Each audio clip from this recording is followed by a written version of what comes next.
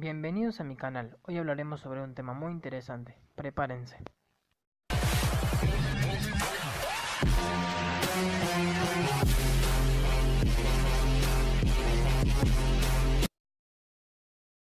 Hoy hablaremos de la generación del 27.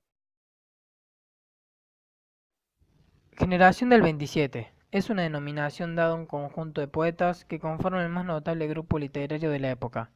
La integran Pedro Salinas, Jorge Guillén, Rafael Alberti, Luis Cernuda, Vicente Alexandre, Dámaso Alonso, Gerardo Diego y Federico García Lorca.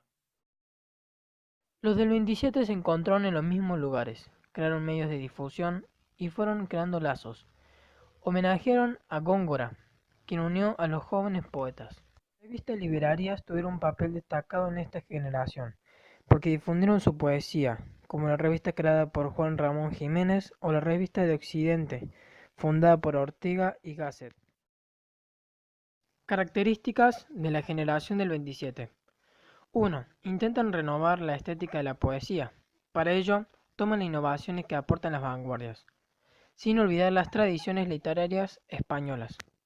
La segunda característica es, en sus poemas, cuidan y renuevan la forma a través de la utilización del léxico culto, palabras coloquiales, etc. La tercera característica habla sobre la metáfora que se convierte en el recurso literario más importante. Se trata de una figura muy adecuada para expresar los contenidos surrealistas, en la que se hace una especie de comparación entre cosas reales y cosas imaginarias. La cuarta característica. En cuanto a la métrica, utilizaron estrofas clásicas como el soneto, el romance o el villancico, pero también innovaron con la utilización de versos blancos, versos libres y versículos. Y la última característica, evolucionan desde el punto de vista temático. La generación del 27 es una denominación dada a un conjunto de poetas. En total eran 8. Uno de ellos era Manuel Alto Bolín. Fue un poeta, guionista y cineasta español, perteneciente a la generación del 27. El segundo era Gerardo Diego Sendoya. Fue un poeta y escritor español, perteneciente a la llamada generación del 27. El tercero era Federico García Lorca. Fue un poeta, dramaturgo y prosista español. Fue el poeta de mayor influencia y popularidad de la literatura española del siglo XX. El cuarto era Rafael Alberti Morello. Fue un escritor español especialmente reconocido como poeta, miembro de la generación del 27. El quinto era Vicente Pío Marcelino Cirilo Aleixandre y Merlo. Fue un poeta español de la generación del 27. El sexto era Jorge Guillén Álvarez. Fue un poeta y crítico literario español integrante de la generación del 27. El séptimo era Pedro Salinas Serrano. Fue un escritor español conocido sobre todo por su poesía y ensayos. Dentro de la generación del 27 se lo considera uno de los mayores poetas. El octavo era Gerardo Diego Sendoya. Fue un poeta y escritor español perteneciente a la generación. Etapas de la generación del 27. Primera etapa. Hasta 1927 comienzan con un tono beckeriano y enseguida se dejan influir por las vanguardias, pero sin abandonar de todo lo humano. Pedro Salinas se hace futurista, Gerardo Diego creacionista, etc.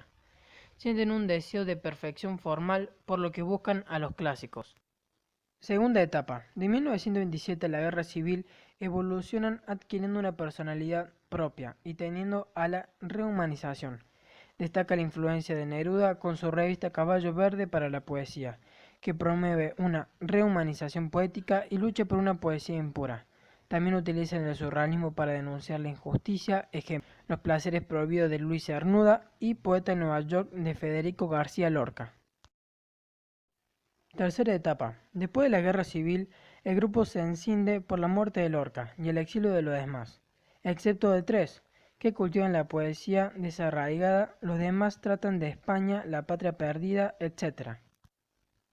Este poema narra la muerte de un gitano. Antonio Torre Heredia inicia con versos que aseguran el drama que estaba por suceder.